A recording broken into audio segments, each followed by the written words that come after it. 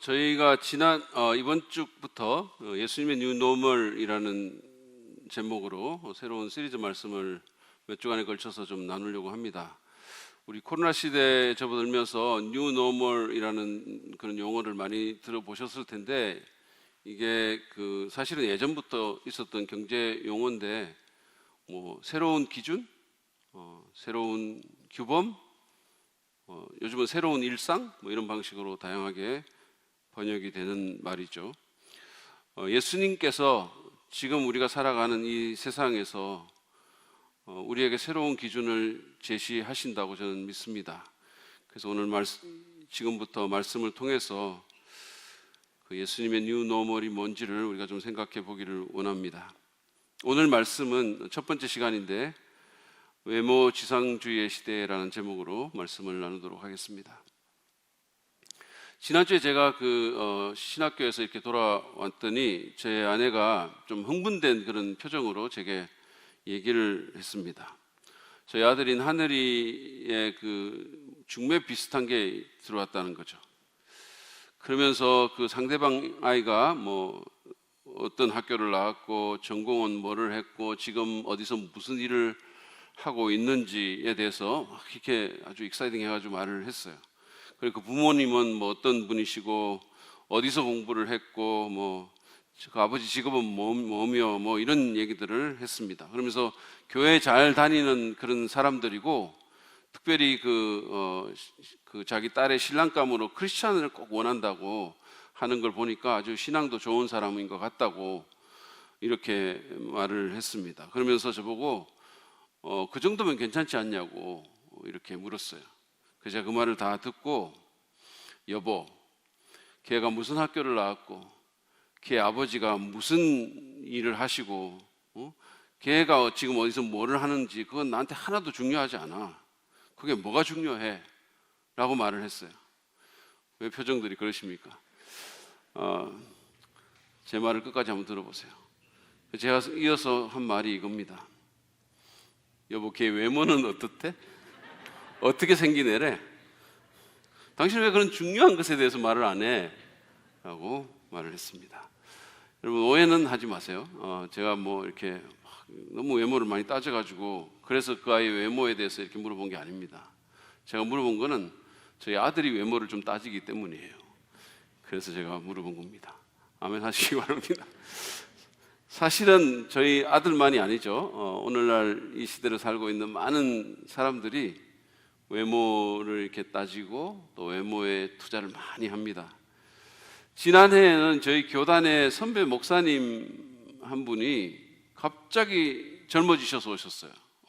못 알아볼 정도로 머리가 이렇게 가발을 하신 거죠. 그래서 그 아들이 자기 아버지 형님인 줄 알고 깜짝 놀랐다고 이렇게까지 얘기를 했고, 저희 교회에도 갑자기 젊어지신 분들이 이렇게 몇 분 계십니다. 제가 누구라고 말은 안 하겠지만, 얼마 전에는 저희 학교에 환갑을 넘으신 우리 구약학 교수님이 난데없이 눈썹 문신을 해갖고 나타나셨어요. 눈썹에 이렇게 문신을 해가지고.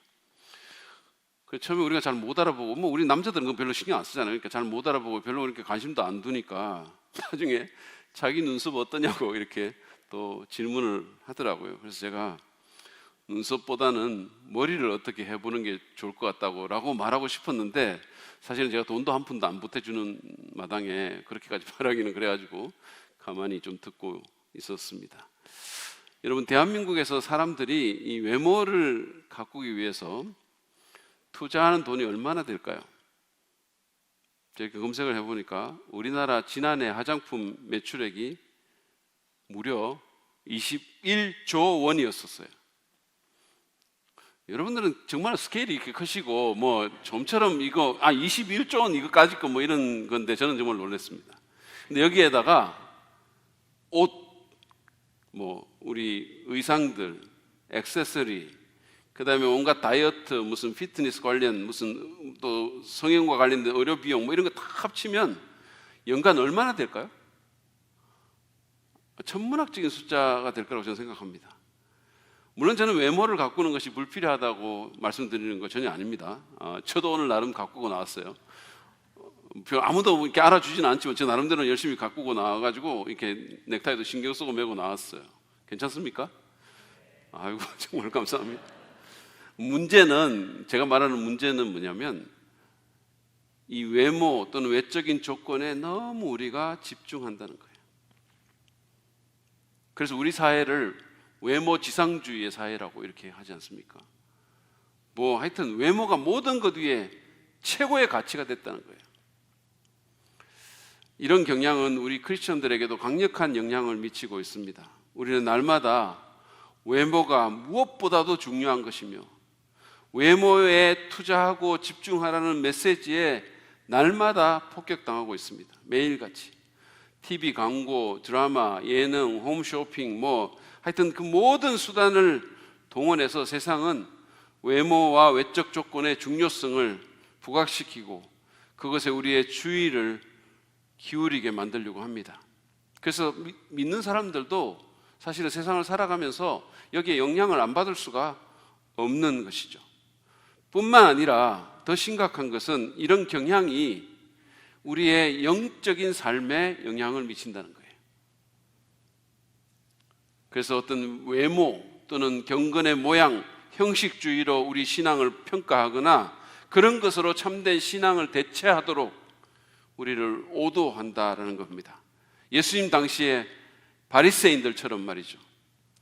그 사람들은 사람들의 외모, 외적인 요소들, 그리고 신앙의 종교적인 외적인 형식에 집중한 거예요. 우리 교회가 덜 종교적인이라고 말한 것은 그런 것들을 배제하자는 의미로 말을 한 겁니다. 그 당시에 수많은 사람들이 그런 외적인 종교적인 모양들, 형식들, 예식들 이런 것으로 기준을 삼아서 그것으로 사람들을 평가하고 그것으로 스스로를 평가하기도 했습니다. 그러면서 그런 분위기 가운데서 살아갔습니다. 사람들은 어떤 모양을 갖추거나 어떤 종교적인 형식을 지키면 그것이 자동적으로 사람을 깨끗하게 하거나 또는 그렇지 않을 거라고 생각했어요. 또는 그것이 경건의 표지라고 생각하기도 했습니다.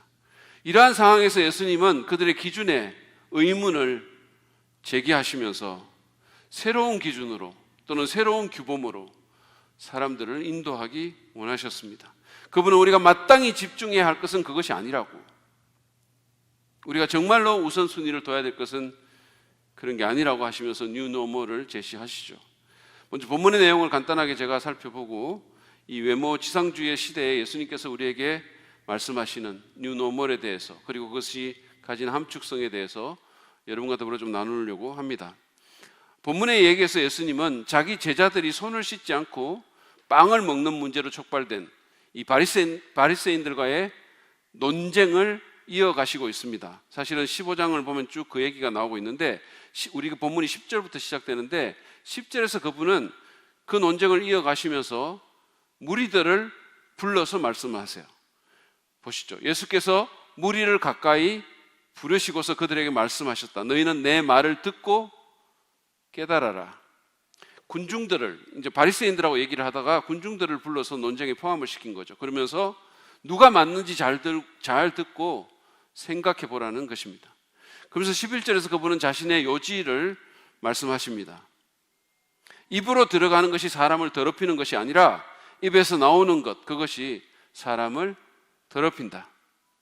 이 말씀은 제자들이 손을 씻지 않았기 때문에, 그 말은 어떤 정결 예식을 지키지 않았기 때문에 장로들의 전통을 어기고 부정하게 되었다는 바리새인들의 생각을 완전히 뒤집은 것이었습니다. 예수님은 손을 씻는 정결 예식이 아니라 사람의 내부적인 요인 때문에 그들이 하나님 앞에서 부정하게 된다고 말씀하셨습니다. 그런데 바리새인들은 그것과는 반대로 외적인 요인들로, 경건의 모양들로, 어떤 종교적인 형식들로 그렇게 된다라고 생각을 한 것이죠. 제자들은 예수님의 이 말씀이 바리새인들을 화나게 했다면서 12절에서 이렇게 말합니다. 바리새파 사람들이 이 말씀을 듣고 붕괴하고 있다는 것을 아십니까? 당시에 가장 힘센 사람들을 건드린 거죠. 이 30살도 안 되는 랍비가. 예수님, 말씀 좀 가려가면서 하세요. 바리새파 사람들 지금 엄청 열받았어요. 도대체 어떻게 감당하시려고 그러십니까? 근데 진리는 사실은 사람들을 좀 열받게 하죠. 때로 진리는 사람들을 화나게 만듭니다. 모든 사람을 즐겁게 하지 않아요. 여러분, 우리 교회가 아무리 좋은 교회가 되어도 모든 사람이 우리 교회를 칭찬하거나 좋아하지는 않습니다. 그러기를 원하지만. 목사나 복음 전도자는 인기인이 아니고 그리스도인들은 세상의 평판 때문에 이리 갔다가 저리 갔다가 해서는 안 되는 거죠. 여론조사 해가지고 신앙생활 할 수는 없는 거 아닙니까? 예수님은 그들을 진정시키려고 노력하지 않았어요. 그들을 화나게 하는 것이 예수님에게 좋을 리가 없고 오히려 어쩌면 상당한 위협 요인이 되는데도 불구하고 그럼에도 주님은 진리 편에 섰습니다. 그리고 그 바리새인들에 대한 진실을 그들에게 알려주셨어요. 제자들에게. 13절 14절 말씀입니다. 나의 하늘 아버지께서는 자기가 심지 않으신 식물은 모두 뽑아버리실 것이다. 바리새인들에 대한 얘기예요. 그들을 내버려 두어라. 그들은 눈먼 사람이면서 눈먼 사람을 인도하는 길잡이들이다. 눈먼 사람이 눈먼 사람을 인도하면 둘 다 구덩이에 빠질 것이다. 당시에 이 바리새인들은 많은 사람들에게 존경받고 있었고 막 거룩한 사람들로 이스라엘의 어떤 종교 지도자로 그렇게 사람들이 인정했지만 예수님에 의하면 그들은 원수가 심어놓은 가라지였고 하나님이 심으신 씨가 아니라는 겁니다. 그들은 지도자의 위치에 있지만 눈먼 인도자일 뿐이라는 거예요. 왜요? 그들의 마음 때문입니다. 경건의 모양이나 종교적인 형식을 지키기로는 바리새인들을 누가 따라갈 수 있겠어요? 그냥 바라보기만 해도 존경심이 저절로 우러나올 정도였죠. 그렇지만 그들은 하나님이 심으신 씨가 아니라 그랬어요. 제자들의 대변인격인 베드로는 예수님께 11절 말씀의 의미를 설명해 달라고 15절에서 부탁을 합니다. 그러니까 예수님이 16절에서 제자들의 이해력 부족에 실망감을 드러내시며 너희도 아직 깨닫지 못하느냐라고 말씀하셨어요. 예전에 개콘 버전으로 하면 어이구 리가데돌 이렇게 말씀하신 거예요. 이게 무슨 말인지 모르시겠어요? 여러분들 너무 경건하신 거예요. 그러나 사실 당시에 유대인들이 이런 진리를 깨닫는 것은 정말 쉽지 않았어요. 왜냐하면 그들은 언제나 이런 외적인 정결 예식의 법칙을 배웠고 이것에 길들여져 있었기 때문입니다. 사람들의 영성을, 참된 신앙을, 그들의 영혼을 이런 걸로 판단하는데 너무나 익숙해져 있었던 거예요. 교회 얼마나 많이 나오고 얼마나 직분이 높고 얼마나 거룩한 목소리로 기도하고 이런 것들. 사도행전 10장에 보면 베드로는 예수님이 부활 승천하시고 성령이 강림한 후에도 여전히 정결례의 법칙에 사로잡혀 깨끗하지 않은 것은 못 먹겠다고 하나님께 저항합니다. 예수님은 17절에서 사람의 몸 밖에서 안으로 들어가는 것이 하나님 앞에 서는데 아무런 해가 되지 않는 것임을 신진대사의 비유를 들어서 설명하셨어요. 그리고는 연이어서 더러운 것의 근원은 사람의 입이 아니라 외적인 어떤 것이 아니라 사람의 마음임을 밝혀주셨어요. 17절 18절을 한번 보시죠. 입으로 들어가는 것은 무엇이든지 뱃속으로 들어가서 뒤로 나오는 줄 모르느냐? 그러나 입에서 나오는 것들은 마음에서 나오는데 그것들이 사람을 더럽힌다. 마음에서 나오는 것들이 사람들을 부정하게 한다는 겁니다. 그리고는 19절에서 그분은 사람의 마음에서 시작되는 7가지 더러운 죄를 나열하셨습니다. 마음에서 악한 생각들이 나온다. 곧 살인과 간음과 음행과 도둑질과 거짓 증언과 비방이다. 우리가 끔찍하게 생각하는 온갖 죄악들이 마음에서부터 시작된다는 거예요. 거기서부터 나온다는 거죠. 물론 이것은 포괄적인 죄의 목록이 아니에요. 그거 외에도 수많은 것들이 있지만 예수님이 예로 들어서 말씀하신 겁니다. 우리 마음속에 온갖 더러운 것들이 앉아 있지만, 자리 잡고 있지만, 이런 것들이 대표적이라는 거죠. 20절은 결론입니다. 이런 것들이 사람을 더럽힌다. 그러나 손을 씻지 않고서 먹는 것은 사람을 더럽히지 않는다. 예수님께서는 외적인 정결례가 아니라 마음이 본질이라고 말씀하셨어요. 어떤 종교적인 형식을 지키는 것, 경건의 모양에 순응하는 것이 그게 사람을 경건하게 하거나 거룩하게 하거나 하나님 앞에 세우는 게 아니라는 거예요. 그렇게 잘하는 사람이 영성 좋은 사람이 아니라는 거예요. 마음이야말로 하나님이 참으로 보시는 것이고, 그것이 하나님 앞에서 사람을 참으로 부정하게 하거나 정하게 하는 그런 말씀입니다. 이 얘기를 통해서 외모 지상주의의 세상을 살아가는 우리에게 예수님이 제시하시는 뉴노멀은 무엇일까요? 심플합니다. 마음이 가장 중요하니까 마음에 집중해라는 거예요. 마음에 집중하십시오. 이것이 예수님이 세우신 기준이에요. 새로운 규범입니다. 세상은 외모에 집중하지만, 이미지가 모든 것인 세상이지만, 외적인 조건들로 인간의 가치를 판단하는 세상이지만, 또는 더 심하게는 경건의 모양으로, 종교적인 형식으로 우리의 신앙을 판단하는 그런 세상이지만, 우리는 그러지 말라는 겁니다. 그렇게 하지 말라는 거예요. 다른 기준으로 살아라는 겁니다. 그러면 왜 마음에 집중해야 할까요? 왜냐하면 거기에 하나님의 관심이 쏠려 있기 때문입니다. 본문에서 이미 보셨겠지만 예수님은 종교적인 형식과 경건의 모양에 집착하는 바리새파 사람들을 하나님께서 심지 않으신 그런 사람들로 규정했습니다. 그분은 또한 그들이 영적인 소경이라고 그렇게 말씀하시기도 하셨어요. 하나님은 종교적인 형식이나 또는 외적인 규례, 경건의 모양에 인상받지 않으십니다.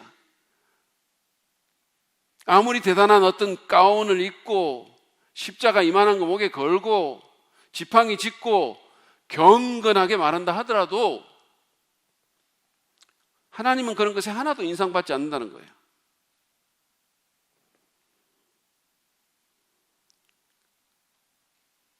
하나님은 사람의 마음을 보십니다. 요즘 우리 신학교의 사무처장인 박상복 목사님, 저번에도 한번 오셨죠? 우리 박수영 사모님 아버님이시죠? 이분은 지역의 푸드뱅크하고 연계를 해가지고 학교에 유통기한이 다 된 또는 간당간당하는 또는 진한 음식물들, 그리고 모양이 좀 보기 안 좋은 어떤 물건들, 이런 것들을 많이 가지고 오십니다. 그래서 저는 요즘 그 목사님이 학교에 이렇게 오셔가지고 식당에 들어오면 그분의 손을 보는 거예요. 다른 거 안 봅니다. 그 목사님이 뭐 무슨 옷을 입었고 얼굴이 어떻고 뭐 이런 거 전혀 안 봐요. 사실은 볼 것도 별로 없어요. 그냥 손을 봅니다. 이번에는 뭐를 들고 오셨을까? 그 손에는 뭐가 들려져 있을까? 지난 주 중에는 삼각김밥하고 주먹밥, 무슨 참치마요 김밥 뭐 이런 거 엄청 갖고 오셨어요. 도시락 뭐 이런 거 있잖아요. 그래가지고 금요 FBI 플러스에 오신 우리 성도님들도 마치고 챙겨 갖고 가셨어요. 여러분, 금요일 모임에 나오면 이런 좋은 일들이 생기는 겁니다. 아무튼 제가 박 목사님의 손을 이렇게 주목해 보듯이 하나님은 그렇게 우리의 마음을 주목해서 보십니다. 사람들은 우리의 마음을 보지를 못하잖아요. 보고 싶어도 잘 못 보죠. 그러니까 우리의 외적인 행동을 보고 인상을 받을지 모릅니다.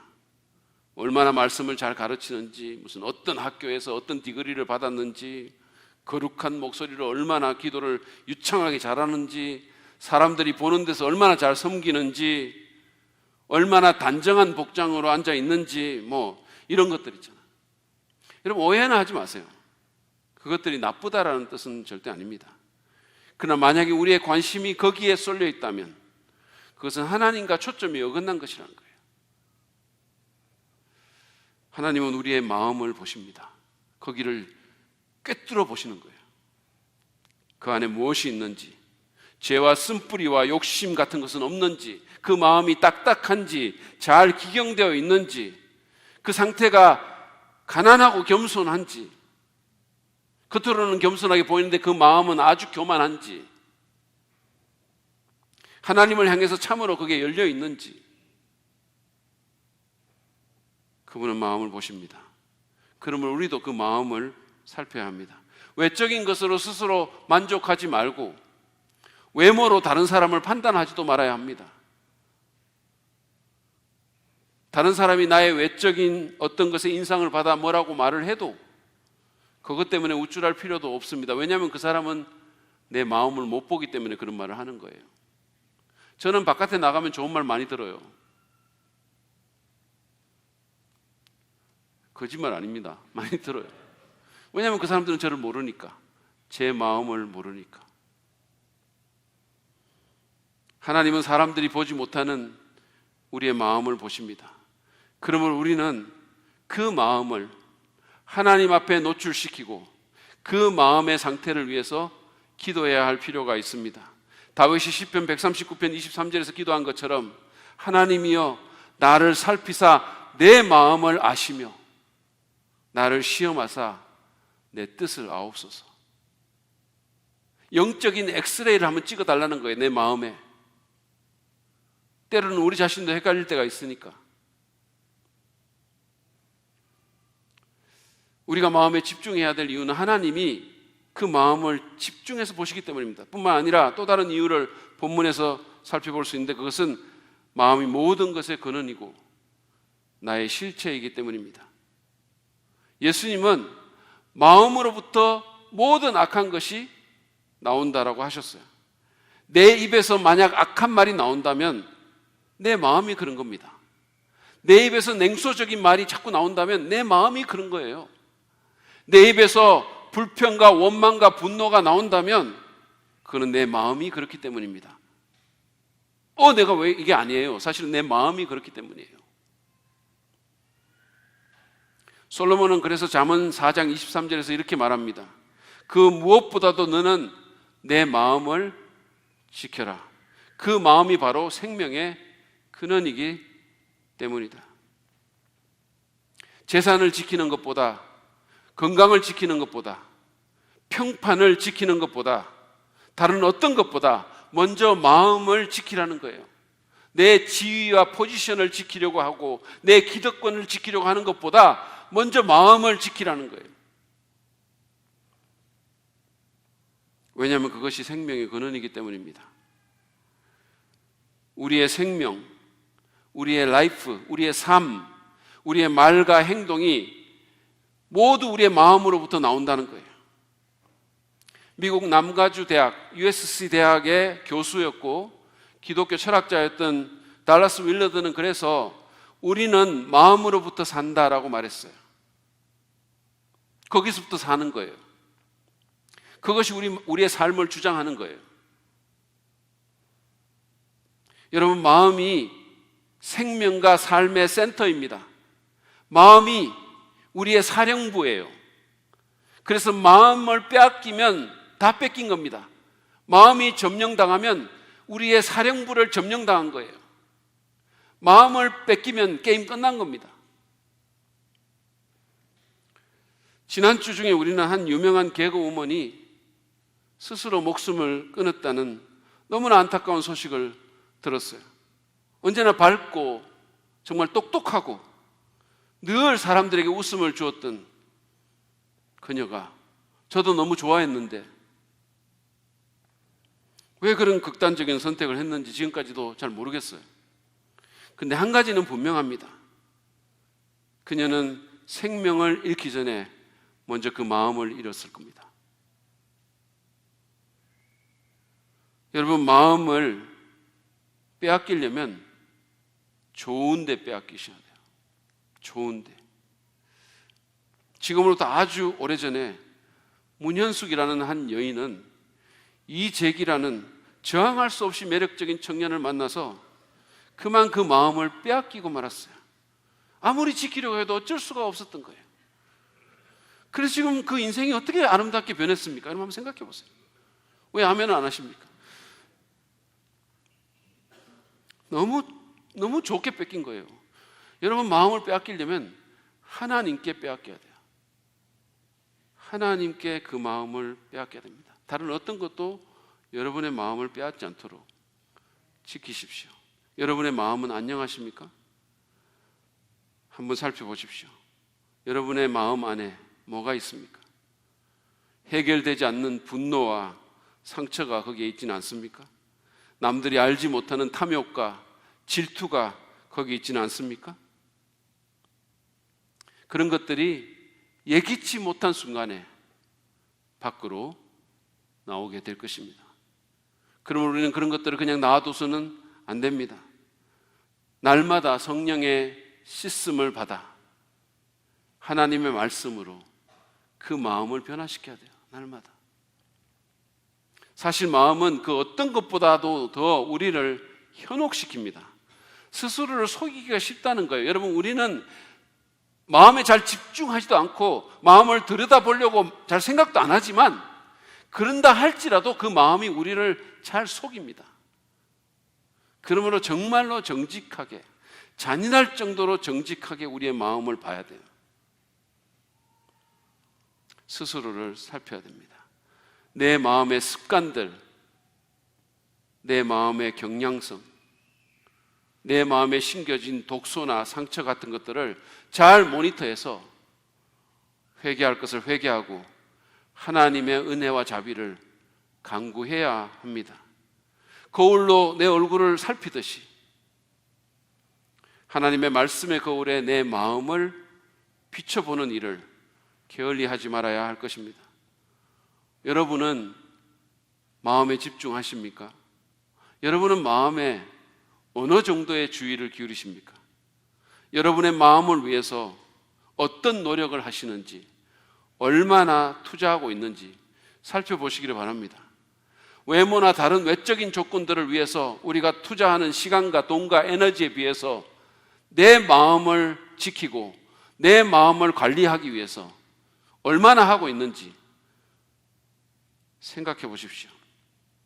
여러분 중에 어떤 분들은 아니 마음을 위해서 뭘 해라고 집중하라고 하시는데 구체적으로 뭐를 해야 좋을지, 어떻게 해야 좋을지 잘 모르겠다고 생각하는 분이 계실지도 모릅니다. 그래서 제가 몇 가지 제안을 하려고 하는데 그게 제가 예전에 썼던 이 하나님 나라의 진주를 구하다라는 이 책에서 마음의 정원 가꾸기라는 제목으로 제가 열거한 목록들 중에서 조금 요약해서 말씀을 드리려고 합니다. 필요하신 분들은 적으셔도 돼요. 먼저는 우리의 마음을 훔치려는 마귀의 움직임을 조심하고 경계해야 합니다. 마귀가 노리는 곳은 마음이에요. 왜냐하면 마귀는 그게 정말 중요한 것을 알기 때문이에요. 현대인들은 마귀를 우습게 여기고 마귀를 비현실적으로, 비실제적으로 생각하는 경향이 있어요. 마귀가 별건가요? 우리 남편 성이 마시예요. 뭐 이러는 거예요. 근데 그것은 정확하게 마귀가 원하는 것입니다. 자기를 심각하게 받아들이지 않기를 마귀는 원하는 거예요. 여러분, 눈에 보이는 게 다가 아니라고 믿으시죠?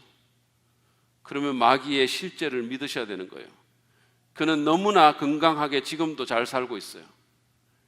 끊임없이 호시탐탐 우리의 마음을 노리면서 그것을 빼앗아 가려고 하는 거죠. 둘째로, 형식주의로 대체하지 말아야 합니다. 많은 사람들이 종교적인 형식으로 마음 가꾸기를 대체하려고 합니다.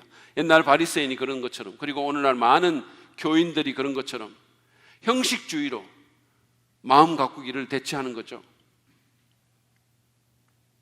저는 한때 그 큐티 노트를 써야 한다는 강박관념과 어떤 형식에 빠져가지고 처음에는 안 그랬는데 이게 노트를 쓰다가 보니까 자꾸 그런 게 강박관념이 생겨가지고 나중에는 그게 큐티를 하나님과 교제를 위해서 하는 게 아니라 그거 노트 쓰려고 하게 된 거예요.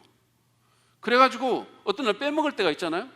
그러면 그 전거를 그냥 내가 쓰고 그 전거 날짜를 쓰는 거예요. 오늘 쓰면서.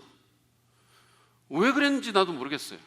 그런 형식주의에 완전히 빠져 있어가지고 나중에는 그거 하는 재미로 하는 거죠.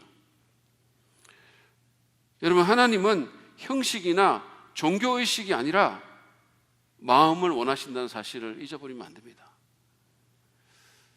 세 번째로, 성령께서 우리의 마음에 사역하시게 해야 합니다. 성령의 마음을 열고 그분의 이끄심에 민감해야 돼요. 그분이 찔림을 주시면 회개해야 합니다. 이번 주에 추천 도서로 제가 주보에 써놓은 그 153 가정예배라는 이 책이 있어요. 이 책이 참 좋은 책입니다. 여러분들이 가정의 어떤 영적인 회복을 원하신다면 꼭 읽어보시라고 제가 추천해드리고 싶은 책이에요. 근데 이 책에 보면 저자가 여성 저자인데요, 자기 오빠를 너무 미워해가지고 3년 동안 엄마의 추도식에 가지 않을 정도로 미워한 거예요. 오빠 보기 싫어서. 근데 어느 날 성령께서 말씀을 통해서 마음에 찔림을 주셨어요. 그래서 자기 마음속에 얼마나 큰 증오와 미움의 독이 있는지를 알게 된 것입니다. 그래서 그녀가 어떻게 했는지 아십니까? 그녀는 성령의 자극에 바로 반응해서 전화를 들었어요. 이게 저는 너무 훌륭한 점이라고 생각합니다. 우리는 찔림을 받아도 저항하죠. 저항합니다. 왜냐하면 그게 불편하고 때로는 막 내가 잘한 것 같고. 근데 그녀는 바로 전화를 들었어요. 그리고는 미안하다고, 잘못했다고 말했어요. 그녀가 말합니다. 미움과 증오로 묶어두었던 긴 시간을 푸는 데에는 그 두 마디로 충분했다고. 성령께서 각자의 마음에 역사하신 거예요. 네 번째로, 성경 말씀은 물론이고 좋은 영적 글들을 여러분의 마음에 공급하십시오. 저는 이 부분에 대해서 긴 말 하지 않겠습니다. 이번 주에 제 신간이 나옵니다. 위기의 시대 어떻게 살 것인가? 이거를 사서 읽으시기를 바랍니다. 안 읽으면 이 위기의 시대를 못 살 수도 있어요. 중요한 것은 사서 읽는 것입니다. 안 사서 읽으면 효험이 없다는 학설이 있어요. 훌륭한 책들을 읽으십시오. 다섯 번째로, 하나님의 은혜를 누리십시오. 은혜는 우리 마음을 만지고 우리 마음을 따뜻하게 해요. 여러분, 그리스도인들이 이 은혜가 우리 마음을 주장하게 하지 않으면 진짜 이상한 사람들 돼요. 정말로 이상한 종교적인 사람이 됩니다. 은혜가 여러분의 마음을 만지고 내 마음을 만지게 해야 됩니다. 은혜를 사모하고 은혜에 민감하십시오. 그 은혜가 우리 심령을 새롭게 합니다. 은혜 없는 그리스도인들처럼 비참한 사람들이 없는 거예요. 여섯 번째로, 고난에 긍정적으로 반응하십시오. 고난에 잘 반응하면 우리는 성숙하게 되고 우리의 마음이 아름답게 빚어집니다. 마치 부는 바람과 몰아치는 비를 맞는, 그래서 꽃피는 꽃처럼 고난에 잘 반응하면 우리의 마음도 아름답게 빚어집니다. 그리고 마지막으로, 공동체의 삶에 참여하십시오. 마귀는 고립된 그리스도인들의 마음을 노려요. 그것이 마귀가 노리는 겁니다. 우리는 서로를 돌아보면서 사랑과 선행을 격려해야 됩니다. 아까 제가 말씀드렸던 이 153 가정예배 같은 책을 읽고 여러분의 가족을 영적 공동체로 만드십시오. 그리고 교회의 부서와 목장의 공동체적인 교제에도 참여하시기 바랍니다. 공동체적인 삶은 우리의 마음을 지켜주고 우리의 마음을 더 아름답게 가꾸어 줄 것입니다. 우리의 신앙생활에 이 공동체적 삶이 얼마나 중요한지 모릅니다. 아무리 강조해도 지나치지 않아요. 여기에다가 제가 하나만 더 덧붙이겠습니다. 혹시 우리 가운데 아직 예수님을 믿지 않는 분이 계신다면, 이 영상을 보는 분들 가운데 아직 예수 그리스도를 여러분의 구주로 믿지 않는 분이 계신다면, 여러분의 죄를 위해서 십자가에 달리신 예수 그리스도를 여러분의 구주요 주님으로 영접하고 믿으시기 바랍니다. 그럴 때 우리의 모든 죄가 용서받을 뿐만 아니라 우리는 하나님께로부터 새로운 마음을 선물로 받습니다. 그것을 우리가 중생이라고 신학적으로 말하는 거예요. Regeneration. 우리는 새로운 마음을 받게 되는 거예요. 마음이 새롭게 됩니다. 그리고 그 마음에 성령님이 들어오셔서 우리가 원하기만 하면 우리의 마음을 다스려 주신다는 거예요. 이게 얼마나 굿뉴스고 얼마나 복음입니까? 여러분, 마음처럼 다스리기 힘든 게 어디 있어요? 내 마음을 내가 다스리지 못해가지고 얼마나 많은 잘못된 험악한 불행한 일들이 일어납니까? 하나님이 우리의 마음을 근본적으로 새롭게 하시고 성령님을 보내주셔서 원하기만 하시면 그 마음을 통치하시는 거예요. 예수 믿으십시오. 예수 믿으시기 바랍니다. 제가 지금까지 말씀드린 이런 것들로 우리 마음의 정원을 잘 가꾸면서 마음에 집중하고 마음에 투자하시길 바랍니다. 그러면 우리의 그 마음으로부터 우리의 삶과 관계가 올바른 방향으로 흘러가게 될 것입니다. 오늘 우리는 마태복음 15장 10절부터 20절 말씀을 통해서 이 외모 지상주의의 세상에서 예수님이 제시하신 뉴 노멀에 대해서 배웠습니다. 그것은 바로 마음에 집중하라는 것, 마음을 기준으로 삼고 마음에 집중하는 것인데, 왜냐하면 하나님이 우리의 마음을 보실 뿐만 아니라 마음이 모든 것의 근원이기 때문입니다. 우리는 또한 오늘 말씀을 통해서 마음에 집중할 수 있는 7가지 구체적인 방안에 대해서도 생각해 봤습니다. 이제 말씀을 마무리하면서 우리 모두의 시선을 우리 교회 공동체로 한번 돌려봤으면 좋겠습니다. 개인과 마찬가지로 우리 교회도 마음에 집중하는 교회가 되어야 됩니다. 어떤 형식이 지배하고 종교적인 어떤 외모로 모든 것을 판단하는 교회가 아니라 마음에 집중하는 교회, 마음으로 움직이는 교회가 되어야 됩니다. 예배나 부서 모임에 더 많은 사람이 나오는 것도 중요하겠지만, 그러나 그것보다는 그 사람들의 마음 상태가 어떤지가 더 중요합니다. 그 마음이 주님을 닮아 있는가? 그 마음 안에 사랑과 평안과 정결함이 있는가? 그 마음 안에 우리 주님의 은혜가 있는가? 우리 교회 건물이 아름다운 만큼 진짜 교회인 우리 각자의 마음이 하나님 보시기에 아름다워야 합니다. 단순한 형식주의나 율법주의를 거부하고 종교적인 모양을 거부하고 하나님 앞에 올바른 마음 자세로 나아가는 우리 모두가 되기를 바랍니다. 건물보다 프로그램보다 사람의 마음에 관심을 갖고 그 마음을 빚는 우리가 되기를 바랍니다. 여러분의 자녀들에게도 마찬가지예요. 그 아이들이 키가 얼마나 크고 얼마나 공부를 잘하고 얼마나 좋은 학교에 가는데 관심을 쏟는 것보다 그 아이들의 마음이 어떤지에 관심을 쏟는, 그 마음에 집중하는 우리 모두가 되기를 바랍니다.